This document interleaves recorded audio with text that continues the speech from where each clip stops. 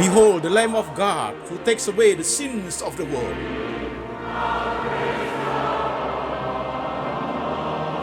Jesus said, I am the way, the truth, and the life. No one come to the Father but by me.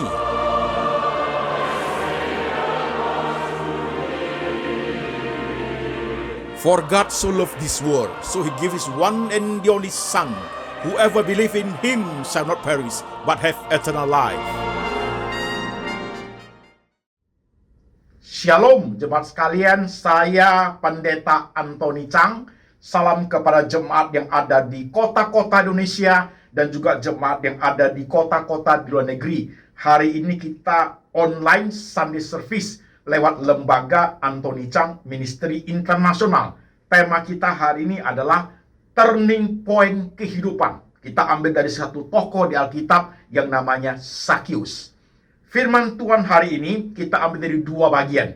Bagian pertama dari Injil Lukas pasal 19 ayat 1 sampai 10. Demikian firman Tuhan.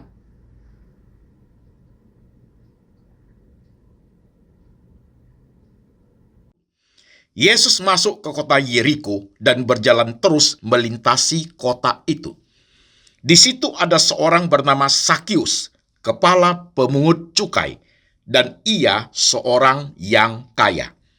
Ia berusaha untuk melihat orang apakah Yesus itu, tetapi ia tidak berhasil karena orang banyak, sebab badannya pendek. Maka berlarilah ia mendahului orang banyak, lalu memanjat pohon ara untuk melihat Yesus yang akan lewat di situ. Ketika Yesus sampai ke tempat itu, ia melihat ke atas dan berkata, Sakius, segeralah turun, sebab hari ini aku harus menumpang di rumahmu. Lalu Sakius segera turun dan menerima Yesus dengan sukacita. Tetapi semua orang yang melihat hal itu bersungut-sungut katanya, ia menumpang di rumah orang berdosa. Tetapi Sakius berdiri dan berkata kepada Tuhan, Tuhan, setengah dari milikku akan kuberikan kepada orang miskin, dan sekiranya ada sesuatu yang kuperas dari seseorang, akan kukembalikan 4 kali lipat. Kata Yesus kepadanya, hari ini telah terjadi keselamatan kepada rumah ini, karena orang ini pun anak Abraham. Sebab anak manusia datang untuk mencari dan menyelamatkan yang hilang. Amin. Firman Tuhan bagian kedua kita ambil dari kitab Efesus pasal 2 ayat 1 sampai 10. Demikian firman Tuhan.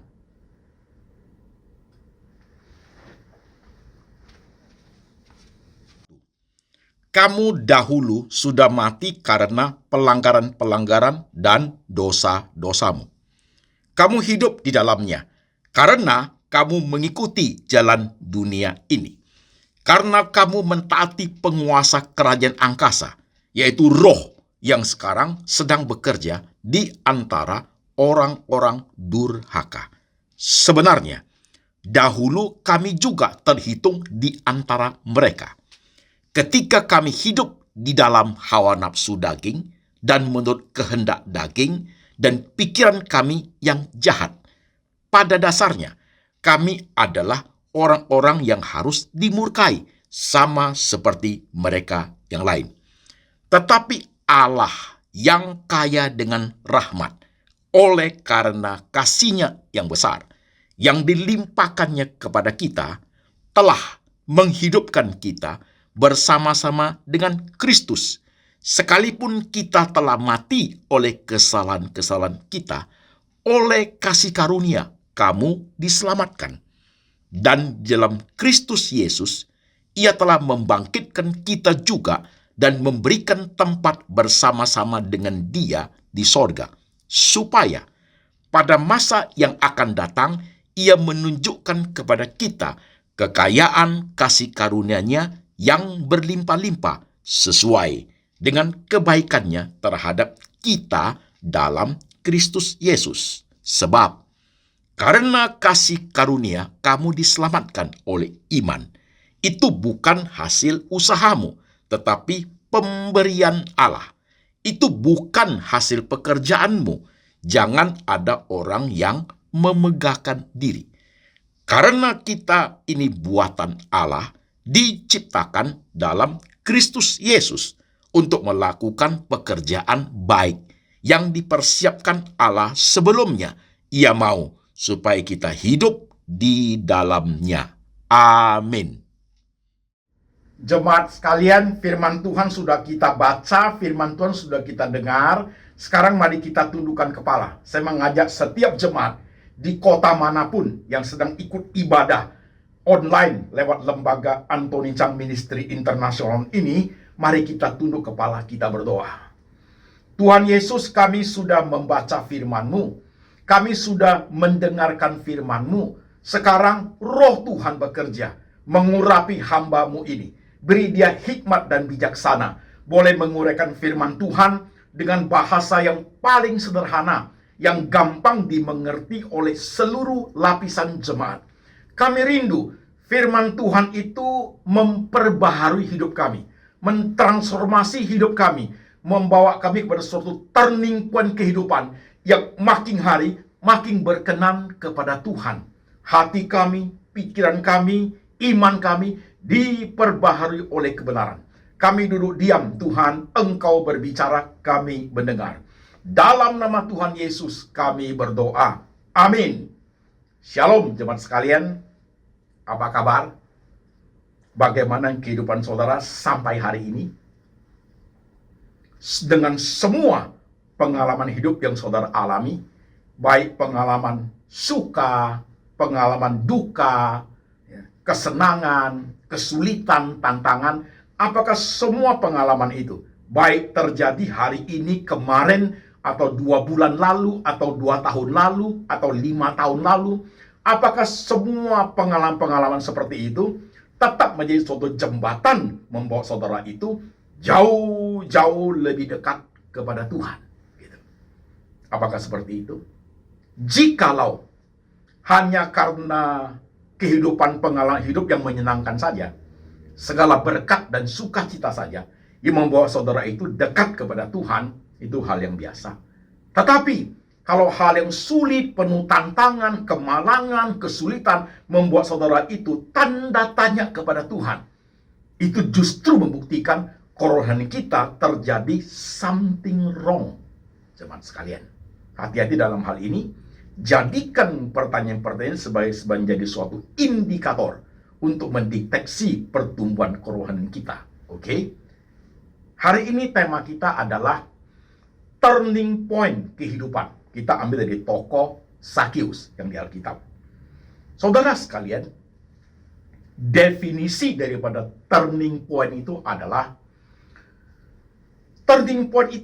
suatu titik balik dalam suatu periode dalam kehidupan seseorang ketika terjadi transformasi yang besar yang menentukan cara pandang tentang diri orang itu, saudaraku. Jadi itu disebut turning point.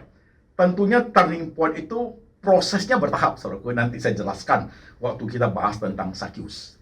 Oke, definisi udah jelas saudara sekalian ya. Nah, sekarang masuk. Saudara-saudara sekalian, perikop yang kita baca, hari ini bacanya 2 perikop saja. Perikop yang kita baca, khususnya Lukas tentang Sakius ini, saya akan urut dalam bentuk 5 segmen. Jemaat menyimak dengan baik, sehingga gampang ngerti khotbahnya. Oke? Konsentrasi. Perikop Injil Lukas pasal 19 ayat 1-10, saya urut menjadi 5 segmen. Jemaat perhatikan. Segmen pertama pasti tentang pribadi Sakius. Sakius itu, saudaraku, pertama adalah orang kaya. Kedua, saudaraku, pemungut cukai, kepala pemungut cukai. Yang ketiga, saudaraku, orangnya pendek. 3 poin itu, saudara perhatikan. Kenapa dia kaya, Sakius ini? Karena dia kepala pemungut cukai. Apa kerjaan kepala pungut cukai? Kepala pungut cukai, saudaraku, adalah orang yang tarik pajak. Jadi pada zaman itu, rakyat penjajah Romawi, saudaraku, menjajah. Rakyat Romawi sendiri tidak kena pajak loh. Yang kena pajak adalah yang dijajah. Ya seperti orang Israel itu harus kena pajak. Nah, Sakyus ini, saudaraku, adalah salah satu kepala pungut cukai, pungut pajak itu. Pajaknya banyak, saudaraku. Pajak inilah, pajak itu, pajak banyak. Nah, tugas Sakyus adalah seperti itu. Dan itu legal. Dia punya kuasa. Dan dia juga punya kuasa bagi orang yang tidak bayar pajak bisa ditangkap, saudaraku. Jadi Sakyus legal itu. Oke. Kepala pungut cukai, kaya. Yang ketiga disebut pendek, jemaat sekalian. Memang pendek. Saudara-saudara sekalian, dimanapun budaya itu sama ya, saudaraku ya.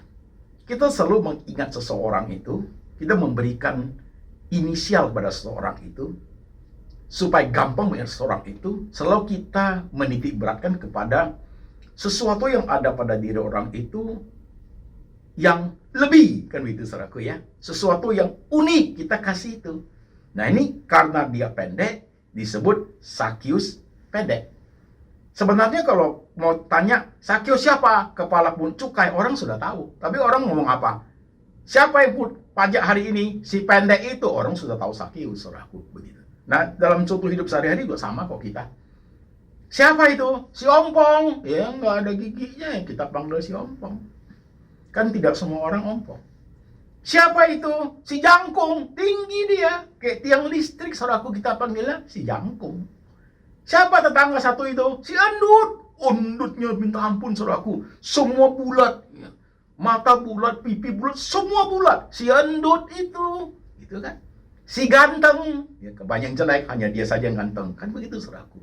Jadi, si ceking, kurus sekali, saudaraku, kurus sekali. Kita panggil dia ceking, kan begitu. Jadi kita suka sekali budaya kita di mana aja. Memberikan label kepada seseorang dengan tanda-tanda khusus pada orang itu, supaya gampang diingat, gitu. Si ompong lah, si culun lah, kan gitu. Ya. Si ompong, si culun lah, itu si pendek lah, semekot, semetan kotor, saudaraku, ya. Si jangkung lah, ya. Si endut lah. Jadi saudaraku, si cerewet, si bawel lah, begitu. Karena ciri khas dia, bawel bika minta ampun tuh orang. Sampai matanya tutup waktu tidur masih bunyi itu bibir. Itu si bawel, saudara sekalian. Dalam mimpi dia ngomel kok, itu si bawel.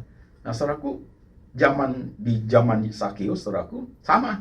Si pendek itu manusia. Jadi saudara sekalian, segmen pertama tentang Sakyus jadi clear ya, supaya saudara jelas profesi dia, pekerjaan dia, orangnya dia seperti apa. Oke? Nah, kita masuk segmen kedua. Segmen kedua, saudaraku, Yesus datang ke kota itu, ke Yeriko, dia melintas Yeriko. Dan Sakyus mendengar berita Yesus akan datang ke kota Yeriko itu. Saudara camkan di segmen 2 ini.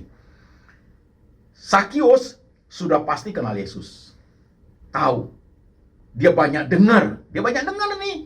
Yesus buat ini, buat ini, dia banyak dengar, saudaraku. Maka ketika dia mendengar Yesus mau datang ke kota Yeriko di segmen kedua, dia pengen lihat kayak apa itu orang. Dia udah dengar sering Yesus itu, dia pengen lihat, saudaraku.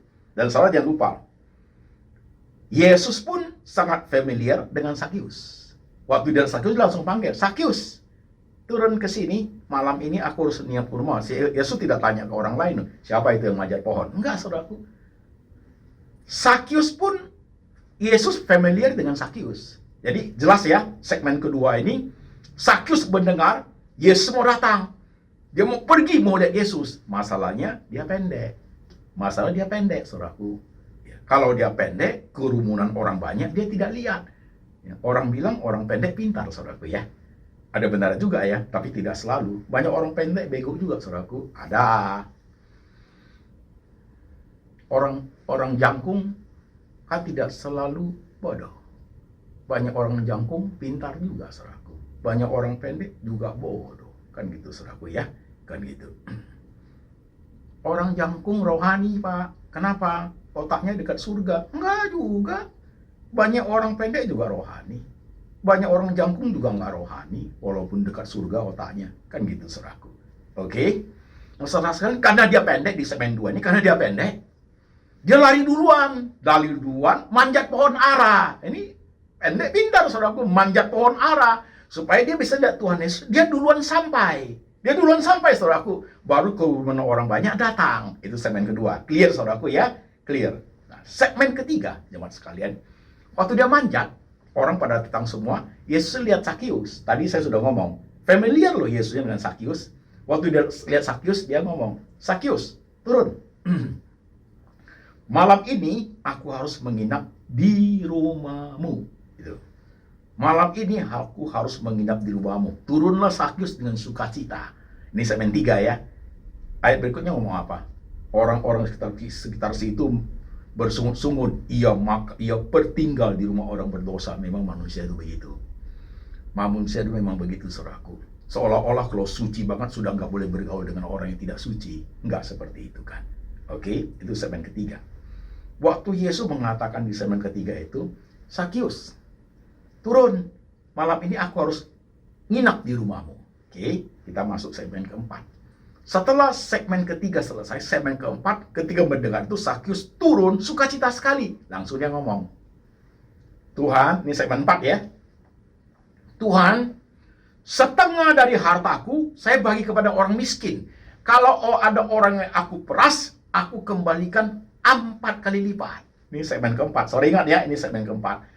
Nah, kalau dia sudah ngomong begitu, setengah hartanya loh dia bagi ke orang miskin. Kalau ada yang dia peras, hidup sebagai seorang kepala bea cukai, mungkin bisa terjadi kesalahan. Ada orang tidak bayar pajak, dipaksa dengan berbagai cara, saudara, kan begitu ya. Mungkin ada kesalahan. Jadi Tuhan, kalau ada yang kuperas, saya kembalikan 4 kali lipat. Segmen keempat. Setelah dia ngomong gitu, langsung masuk segmen kelima. Langsung direspon oleh Tuhan. Tuhan ngomong begini. Hari ini telah terjadi keselamatan di rumah ini. Orang ini pun adalah anak Abraham. Anak manusia datang mencari yang hilang. Lengkap ya, itu segmen kelima. Saudara sekalian, sekarang menyimak. Segmen 1, 2, 3, 4, 5, kalau kita urut, saudara sekalian, kalau kita urut, nah kita akan melihat pengertian itu terkesan begini. Jemaat menyimak. Pak Pendeta, Sakius itu, ketika Tuhan suruh dia turun, dia ngomong, setengah hartaku saya bagi kepada orang miskin. Dan kalau ada yang saya peras, saya kembalikan 4 kali lipat. Langsung dijawab Tuhan. Hari ini sudah terjadi keselamatan di rumah orang ini. Orang ini pun anak Abraham. Kan begitu kan? Saudara-saudara sekalian, kelihatannya ya, waktu Sakius mau kasih kepada orang miskin setengah harta, begitu langsung keselamatan terjadi. Berarti karena Sakius, Pak, dia memberikan kepada orang miskin, maka dianugerahkan keselamatan. Keliru, saudaraku. Secara perikop yang ada, tersusun kalimat yang ada, kesannya seperti itu. Tapi keliru, saudaraku. Bagaimana keliru, Pak Pendeta? Nah, menyimak, saudaraku. Kita harus melihat kepada di kitab Efesus yang kita baca tadi itu. Kitab Efesus itu berbicara mengenai keselamatan. Nah, ketika kitab Efesus pasal 2 bicara keselamatan itu, jelas sekali ditulis. Keselamatan itu adalah anugerah Tuhan. Dianugerahkan iman, maka orang itu selamat. Itu bukan hasil usahamu. Jangan ada orang yang memegahkan diri. Jadi dua perikop itu harus klop, saudaraku. Harus klop. Nah, saudara perhatikan. Pentingnya pemahaman tentang teologi di sini letaknya. Teologia itu. Khususnya teologi sistematika, saudara sekalian. Jadi kita pendeta di sekolah teologi belajar itu. Bagaimana melihat terintegritnya satu perikop dengan perikop yang lain. Bagaimana keterkaitan satu kitab dengan kitab lain dari perjanjian lama sampai perjanjian baru, saudaraku. Dari Kejadian sampai Wahyu. Keterkaitannya seperti apa? Di situ letaknya kepentingan daripada teologi. Ini loh, saudaraku. Perhatikan, menyimak dengan baik. Saudara sekalian, kalau jemaat belajar teologi nggak? Jemaat belajar teologi yang praktikal dalam kehidupan mereka.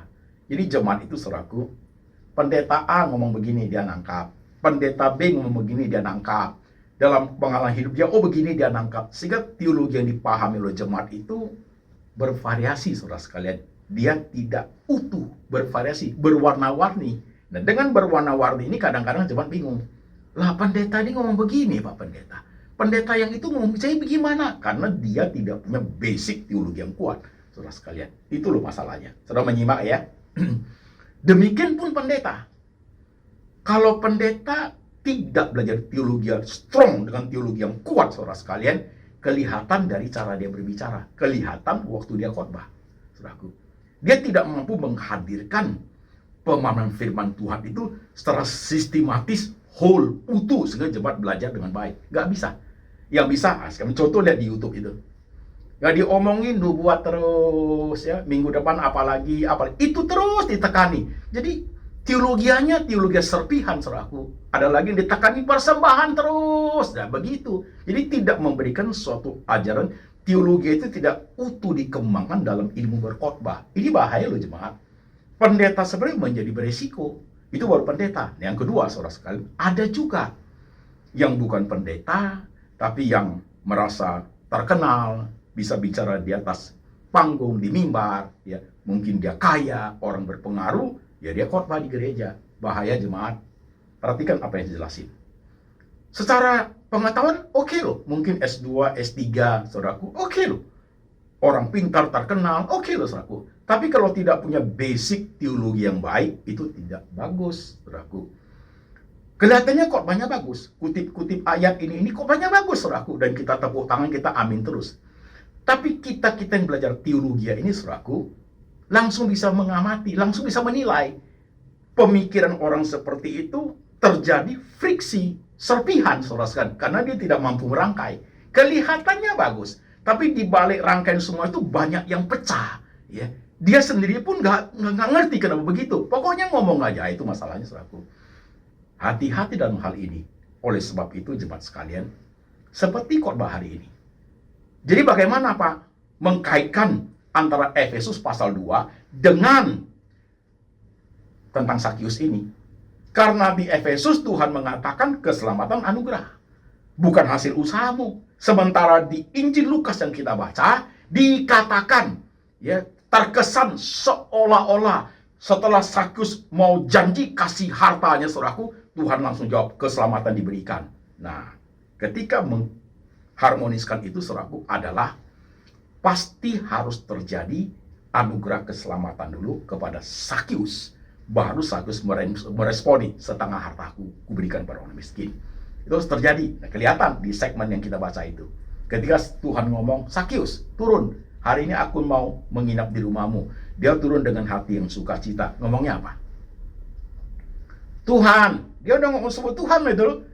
Waktu dia sebut Tuhan, saudaraku, nggak tahu secepat apa kasusnya, saudaraku. Waktu dia udah sebut Tuhan, pasti anugerah iman itu sudah dianugerahkan kepada dia. Itu yang harus terjadi, saudaraku. Pasti anugerah iman sudah tiba kepada Sakius. Tuhan, responnya itu, setengah hartaku saya bagi kepada orang miskin. Kalau ada orang yang saya peras, saya kembalikan 4 kali lipat. Harus anugerah iman terjadi dulu, baru respon imannya muncul. Jadi klop dengan Alkitab yang kita baca. Orang beriman, bukti daripada iman itu adalah perbuatan baik. Jelas kan? Jadi iman dulu, baru perbuatan baik. Perbuatan baik tidak membawa orang pulang ke surga, tapi iman membawa orang pulang ke surga. Keselamatan terjadi karena dianugerahkan iman. Klop, saudaraku. Oke? Selesai? Oke, kita lanjut. Nah, jemaat sekalian, ketika sampai di situ, lengkap ya, jadi jelas, sistematisasinya jelas, saudaraku. Lanjutnya, Yesus ngomong, di rumah ini sudah terjadi keselamatan di rumah ini. Dan orang ini pun anak Abraham. Yesus ngomong begitu. Ada kalimat belakangnya, anak manusia datang mencari yang hilang. Yesus datang mencari Sakius, kan begitu, saudaraku. Anak ini pun, orang ini pun adalah anak Abraham. Pertanyaan sederhana, kita anak Abraham bukan? Kita anak Abraham bukan, saudara sekalian? Iya. Kita dari suku apapun, mungkin dari kota manapun, negara manapun, saudaraku, kita disebut anak Abraham. Kenapa? Karena kita punya iman sama seperti Abraham. Percaya kepada Tuhan.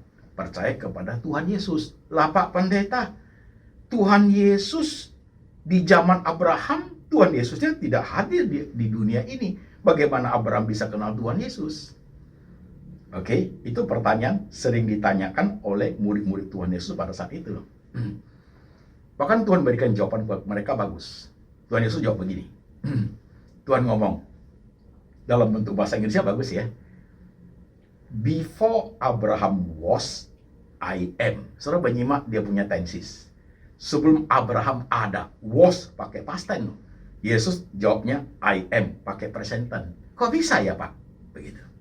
Kan sebelum Abraham ada, Yesusnya nggak kelihatan.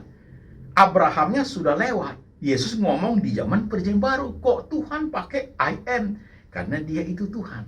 Dia tidak dibatasi oleh dimensi ruang dan waktu. Sementara Abraham hidup di satu periode masa di mana dia hidup. Yesus melampaui itu. Maka kalimat bahasa Inggris juga bagus. Before Abraham was, I am. Aku ada sebelum dia. Jadi saudara sekalian, ketika Bapak Abraham percaya kepada Allah Yehova, saudaraku, sama dengan iman kita. Iman kita sama dengan iman Bapak Abraham. Maka kita disebut sebagai anak-anak Abraham. Karena Abraham adalah bapak orang beriman. Clear saudaraku ya? Jelas? Oke, sekarang kita masuk. Baru kita bahas turning point kehidupan. Oke, lanjut saudara sekalian. Jadi clear semua. Turning point kehidupan, ketika kita bicara mengenai turning point kehidupan, saudaraku, turning point kehidupan itu proses loh. Tidak tiba-tiba semua totalitas dalam hidup kita terjadi perubahan, enggak loh. Dia secara bertahap. Oke, nah sekarang waktu bicara turning point ini, saudaraku, kita bahas 3 pertanyaan. 3 poin dalam bentuk 3 pertanyaan saja. Pertanyaan pertama, jemaat menyimak. Pak Pendeta, untuk apa ya Sakyus cari Tuhan Yesus? Kalau masalah tentang hidup, apa yang dapat Sakyus kayaknya sudah oke itu. Dia orang kaya loh. Semua kebutuhan cukup sudah. Cukup itu kan. Dia orang kaya pun cukai. Apa yang kurang dalam hidupnya? Cuma kurang tinggi aja, saudaraku. Kurang tinggi aja. Zaman dulu mungkin belum ada ortopedi kali, yang tarik-tarik leher itu. Tapi udah umur tua begitu, ditarik pun leher aja yang tinggi jadi jerapah nanti, saudaraku. Kan enggak juga kan. Tapi kebutuhannya udah oke loh. Untuk apa dia cari Tuhan? Pertanyaan yang sama ditanyakan kepada kita zaman ini. Saudara udah pintar, kaya lagi, apa-apa ada, dari keluarga orang kaya, ya saudaraku. Punya ini, saudara miskin, orang miskin, gak punya apa-apa, begitu. Pertanyaan sama. Kenapa? You masih cari Tuhan Yesus. You miskin, cari Tuhan Yesus. Kenapa? Kamu udah punya segala-galanya. Kenapa masih butuh Tuhan Yesus? Ya saudara-saudara sekalian, dalam hidup kita sebagai manusia, di dalam hidup ini, dalam hati ini saudaraku, selalu ada satu space kosong, satu tempat kosong yang tidak bisa diisi oleh apapun, oleh prestasi apapun yang kita raih selama hidup ini, tidak bisa di-replace, saudaraku, kecuali oleh diisi oleh God Himself, Tuhan itu sendiri loh. Manusia itu begitu.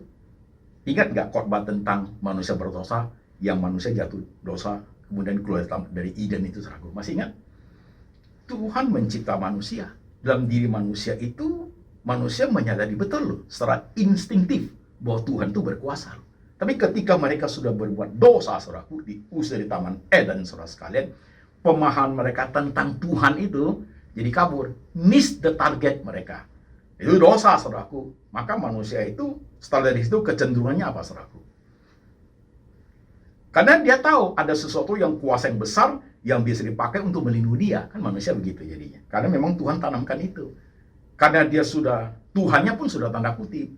Ketemu pohon, dia sembahyang pohon, manusia itu. Ketemu gunung, dia sembahyang gunung. Ketemu matahari, dia sembahyang matahari. Karena dia anggap punya kuasa untuk menolong dia. Kuasa dia bisa bersandar. Ketemu buaya putih, dia sembahyang buaya. Nah, ketemu monyet, dia sembahyang monyet, saudaraku. Dewa monyet jadinya. Kan begitu. Itu jadi miss the target. Nah, itu manusia, saudara sekalian. Itu manusia. Jadi sama dengan manusia zaman sekarang. You dapat apapun, sehebat apapun prestasimu, deep inside our heart, ada tempat yang hanya bisa diisi oleh Tuhan itu sendiri. Itu Tuhan Yesus, saudaraku. Nah, sama. Sakyus sudah sama, juga sama. Udah kaya apapun ada kok. Dia kejar-kejar cari Tuhan Yesus. Iya. Dia kejar-kejar, saudara sekalian. Dia kejar-kejar karena ada sesuatu yang bagi dia tidak bisa dapat lewat apa yang dia raih prestasinya, saudaraku.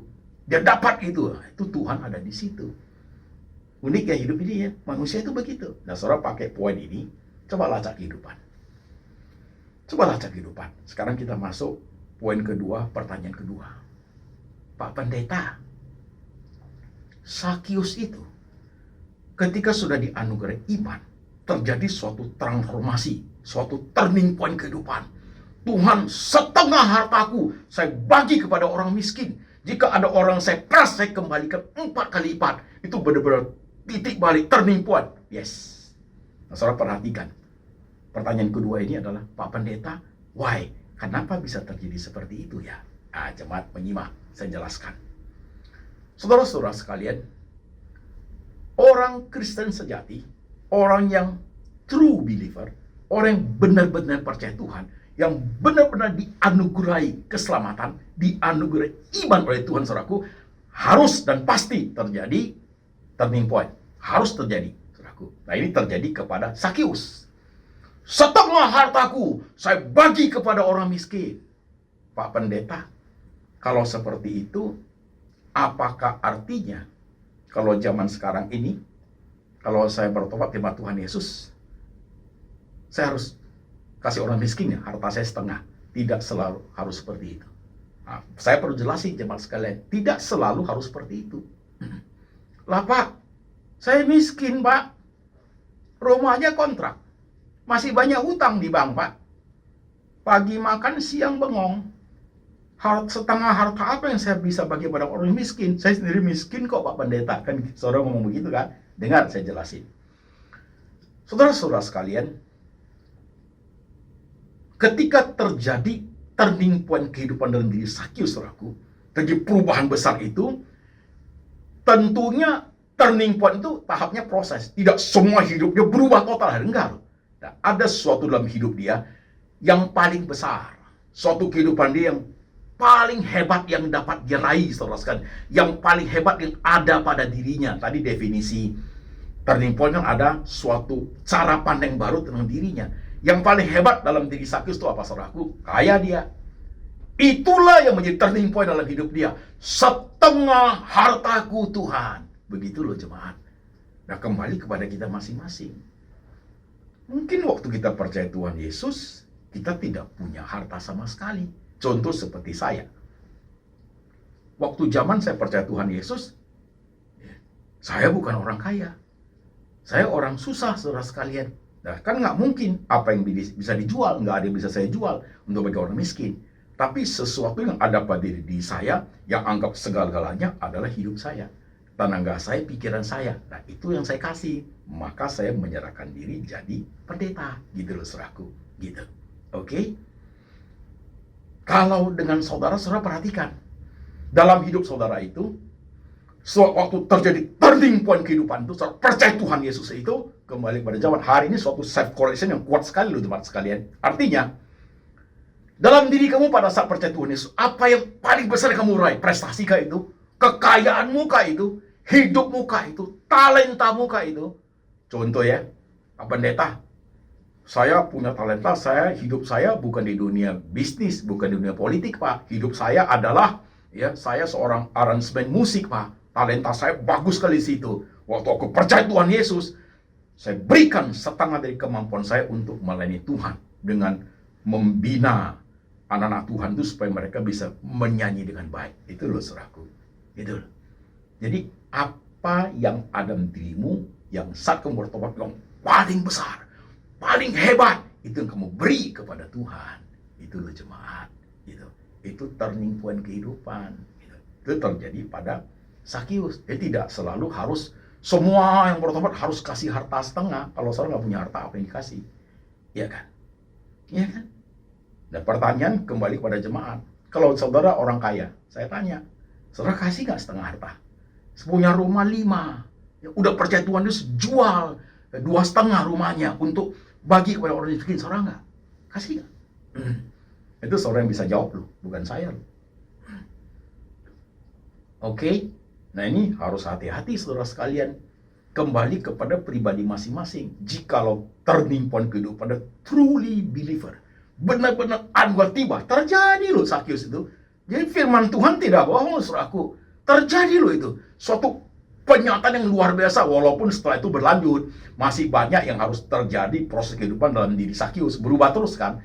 Tuhan Roh Kudus menguduskan terus terjadi perubahan dalam hidup orang percaya. Kan seperti itu. Oke?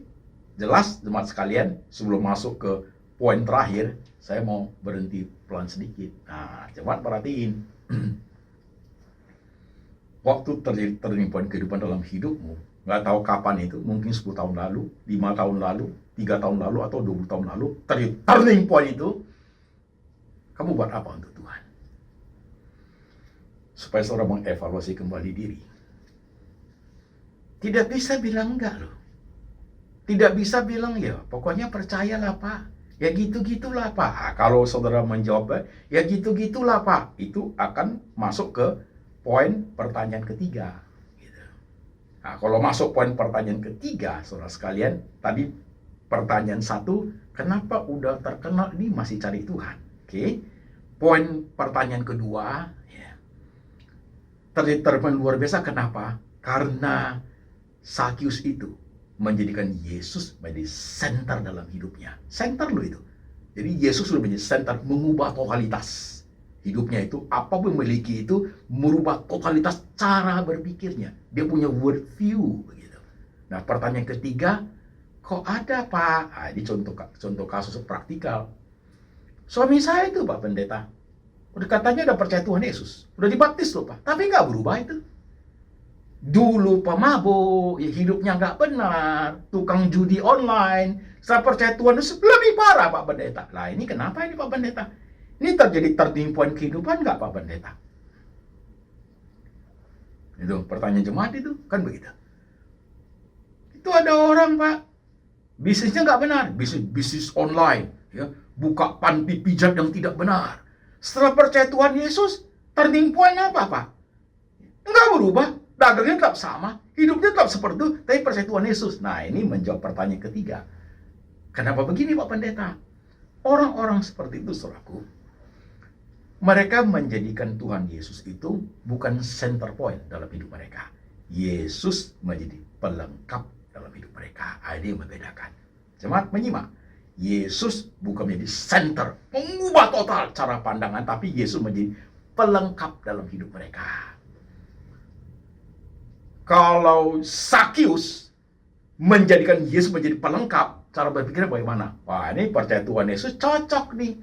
Karena zaman itu orang Romawi tidak kena pajak. Tadi sudah ngomong. Orang-orang yang dijajah kena pajak. Ini cocok nih. Yesus orang Israel. Saya lagi mau nagih pajak sama orang Israel nih. Pakai Tuhan Yesusnya. Lebih lancar. Nah itu tuh. Dia menjadi Yesus menjadi pelengkap. Saudara sekalian. Begitu. Nah kalau kita. Percaya Tuhan Yesus pas nih. Udah punya rumah 5. Percaya Tuhan Yesus jadi 10. Engkau sudah menjadikan Tuhan Yesus menjadi pelengkap hidupmu. Ini pas nih. Lagi bisnis online, ini pas nih, buka panti pijat ini. Ada Tuhan Yesus pelengkap untuk cuci dosa. Cuci dosa, nanti minta cuci dosa, Tuhan pokoknya dagang gitu, ampun dosa, uangnya saya kasih ke gereja. Suruh pada datang doain, sucikan itu judi online, sucikan itu panti pijat, begitu. Ya, nanti udah suci, ada persembahan saya kasih gereja. Di gereja banyak jemaat itu, pakai pendetanya promosi. Umumin, panti pijat saya ini. Ya biar lebih rohani, panti pijit ganti nama, panti pijit Shalom, kan lebih bagus. Umumin, buy one get one free, dapat voucher. Ada juga pendeta mau doain seperti itu, ada. Nah kalau sudah begitu, itu Tuhan Yesus jadi pelengkap. Nggak berubah hidup. Setelah percaya Tuhan Yesus, bisnis tidak benar makin hebat, saudaraku, makin bangga. Kenapa? Ada pelengkapnya yang akan menyucikan dosa. Orang seperti saudaraku, bukan titik balik, bukan transforming, bukan turning point ke Tuhan, bukan. Nah orang begitu boleh kita ngomong dia truly believer. Enggak saudaraku, enggak. Banyak loh orang seperti itu, banyak sekarang. Percaya Tuhan Yesus menjadi pelengkap untuk memenuhi ambisi dirinya. Begini, pokoknya Tuhan diatur. Nah ini orang truly believer. Gereja banyak saudaraku, istilah Alkitab ada ilalang, ada gandum. Ada kambing, ada domba. Ya, sama-sama semua di gereja. Mana kambing, mana domba, Nggak ada yang tahu tuh. Kadang-kadang domba jadi kambing, kambing jadi domba, saudara sekalian. Samar-samar, one day you will see. Truly repentance, orang yang benar bertobat kayak Sakeus. Terjadi turning point, perubahan total, cara pandangnya. Begitu loh jemaat. Kalau hidup kita nggak benar, dia berubah. Kalau dia sudah bertobat, terjadi transformasi luar biasa, dia tidak dagang lagi yang tidak benar. Dia pindah, saudaraku. Cari dagang lain yang benar di depan Tuhan, itu baru benar. Tapi kalau dia sudah bertobat percaya, Tuhan berkati bisnisku yang ini, yang tidak benar itu, sucikan uangnya Tuhan, itu udah salah total. Dan ada pendeta yang mau melayani begitu juga. Repot nih hidup. Benar ya? Hati-hati jemaat. Maka jemaat tanya, Pak, kenapa suami saya tidak berubah? Ini loh istri saya, Pak. Sebelum percaya Tuhan Yesus, pelitnya minta ampun. Setelah percaya Tuhan Yesus, tambah pelit, Pak. Itu tidak terjadi turning point. Tidak terjadi turning point. Malah dia percaya Tuhan Yesus ya, Pak ya. Tunggu berkat terus. Pokoknya tambah banyak. Kacau nih orang. Kacau, men. Kacau nih orang. Yesus tidak menjadi center point dalam hidup dia. Enggak. Space yang kosong itu bukan Tuhan Yesus di situ. Apalah keserakan hidup Yesus menjadi alat. Nah, kalau sudah begitu, you memperalat Tuhan Yesus, apakah kamu benar orang truly Christian? Yang enggak. Yang enggak. Ini loh jawabannya jemaat sekalian. Hati-hati hidup. Kembali kepada jemaat masing-masing. Saya juga dan jemaat juga. Engkaukah benar-benar engkaukah orangnya yang benar-benar memahami turning point kehidupan itu seperti apa? Lanjut ya, sampai mati nih, terus berubah. Hidup makin lama makin berkenan kepada Tuhan. Banyak hal yang harus diubah, termasuk saya. Jadi saudara, kalau udah dengar khotbah ini, nanti malam renung sebentar, kembali ke saat pertobatan you. Apa yang kamu berikan pada saat turning point pada Tuhan? Yang paling hebat dalam dirimu itu nggak bisa nggak lo. Nggak bisa nggak lo. Nggak bisa nggak mau tahu KTP-mu Kristen. Pokoknya ke gereja. Itu tanda tanya, men. Itu tanda tanya. Kristen sejati nggak begitu. Rasa dia orang berdosa, air matanya banyak. Dia tahu itu karena anugerah pemberian Tuhan. Dia paham Tuhan mati untuk dia. Hatinya hancur lebur. Maka dia ingin memberikan sesuatu yang the best untuk Tuhan. Itu turning point, saudaraku. Iya, itu turning point. Itu akan mengawali kehidupan orang Kristen itu sebagai suatu awal yang sangat baik untuk proses untuk menuju kehidupan yang makin hari makin berkenan kepada Tuhan. Saya kembalikan khotbah hari kepada jemaat loh. Sorry ya, kalau keras. Orang Kristen yang gak benar, udah percaya Tuhan Yesus, tambah tidak benar. You are not truly Christian. Nah, kamu hanya milik Yesus menjadi pelengkap buat hidupmu. Hidup di dunia, kaya raya, kerja gak benar, kerja pokoknya segala cara, segala kerja yang tidak halal kamu kerjakan. Hidup foya-foya, mati masuk surga. Karena Yesus pelengkap. No, Alkitab tidak ngajar begitu. No. Itu hanya membuktikan you hanya memperalat Tuhan Yesus. Hati-hati lo, men. Hati-hati lo. Hati-hati lo hidup ini. Maka perlu menyimak, ini adalah soal self-correction yang kuat dalam kerohanian kita. Coba perhatikan. Coba beresin dalam hal ini saudaraku. Jangan karena you sudah dibaptis saja. Jangan. Dia berkobar itu orang Kristen itu. Kalau sungguh terjadi turning point kehidupan itu, hidupnya lain saudaraku. Hidupnya lain. Dia berkobar-kobar rohnya itu saudaraku. Itu begitu Kristen itu ya. Hidup untuk dunia dia tekuni. Hidup untuk Tuhan mah ada bagian yang bagi dia itu gak bisa enggak itu. Nggak bisa enggak. That is a must dalam hidup dia. Begitu loh. Ini baru namanya Kristen sejati. Oke? Bawa firman ini pulang. Kembali kepada diri kita masing-masing. Memahami tentang realita kehidupan ini. Sakeus menjadi contoh yang paling konkret dalam kehidupan. Mari cepat kita tundukkan kepala. Kita berdoa. Saudara sekalian, siapakah kita? Siapakah engkau? Apakah engkau Kristen sejati? Engkau benar-benar orang percaya mengalami transformasi kehidupan. Yang mengalami turning point kehidupan. Hanya engkau sendiri yang tahu. Sedalam-dalamnya hatimu tahu itu. Kamu memperalat Tuhan atau menjadikan Tuhan Yesus sebagai center dalam hidupmu yang mengubah segala cara berpikir, segala cara bertindak, segala cara berbisnis, segala cara kehidupan. Apakah seperti itu? Saudara yang bisa jawab pertanyaan ini. Hanya saudara yang bisa menjawab pertanyaan ini melalui diri saudara. Oke. Renung sebentar, doa kepada Tuhan.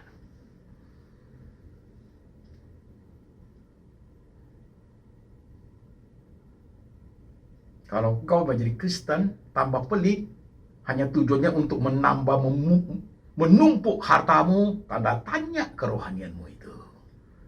Bahkan egois bukan main, serakah bukan main, pelitnya minta ampun, tiap hari berdoa untuk ditambahin terus, hati-hati nih kerohanianmu. Belum tentu engkau seperti itu adalah warga negara surgawi. Belum tentu engkau adalah anak Abraham. Belum tentu.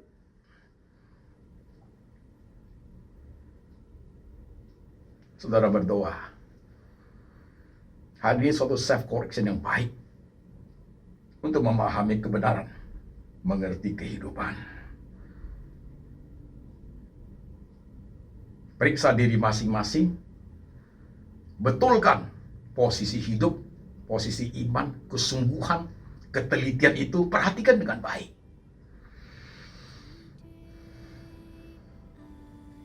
Tuhan, setiap kami yang hari tertunduk di hadapan Engkau, termasuk hamba-Mu, kami mengevaluasi kehidupan.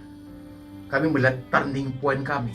Mungkin ada yang bertobat 50 tahun lalu, 30 tahun lalu, 40 tahun lalu, 3 bulan lalu, atau 2,5 tahun yang lalu. Tuhan, ajar kami mengerti. Dalam karya-Mu di atas kayu salib untuk kami orang berdosa, kami dianugerahkan iman kepada kami, sehingga kami diselamatkan. Tuhan Roh Kudus pasti bekerja, memberikan hidup kami, pikiran kami terjadi suatu turning point kehidupan, membuat kami menjadikan Tuhan Yesus menjadi segala-galanya hidup kami, menjadi center yang mengubah segala sesuatu. Ajar kamilah Tuhan seperti itu. Kalau kami bukan orang seperti itu, ampuni kami Tuhan. Bawa kami ke dalam suatu pertobatan yang sejati. Kami tidak mau jadi Kristen asal-asalan. Kami tidak mau jadi orang Kristen KTP. Kami tidak mau jadi orang Kristen kelihatan tiap minggu bergereja. Kami tidak mau Tuhan. Kami mau truly Christian. Kami ingin pengikut Tuhan Yesus yang sejati, yang benar-benar mengalami pembaharuan, transformasi, turning point yang sungguh-sungguh mirip seperti yang dialami oleh Sakius. Tolong kami ya Tuhan, hidup kami hanya satu kali saja. Jadikan kami benar-benar menyadari akan anugerah seperti itu. Sehingga kami selain hidup untuk kami dalam dunia ini, kami hidup untuk kemuliaan nama Tuhan. Karena segala sesuatu datang dari Engkau, anugerah dari Engkau. Segala sesuatu akan kembali kepada Engkau. Semua kembali kepada kemuliaan nama-Mu ya Tuhan. Dengar doa kami Tuhan Yesus. Dan berkatilah setiap anak-anak-Mu yang sedang tertunduk hari ini Tuhan Yesus. Berkati kehidupan mereka. Berkati usaha, rumah tangga. Dalam mereka kesulitan, Tuhan berikan kekuatan untuk bertahan dalam Engkau ya Tuhan. Jadikan, ajar kami menjadikan Tuhan Yesus menjadi center dalam kehidupan kami ya Tuhan. Terima kasih Tuhan. Dan biar berkat tiba kepada jemaat. Kasih dari Bapa dari surga turun atas jemaat. Yesus Kristus adalah gembala yang baik, pemelihara jiwa jemaat. Dan Tuhan Roh Kudus senantiasa memperbaharui, memberikan turning point dalam proses yang bertahap terus-menerus, menguduskan setiap orang percaya, makin hari makin berkenan kepada Tuhan, sampai Tuhan datang kembali, menjemput setiap orang percaya. Dalam nama Tuhan Yesus. Amin.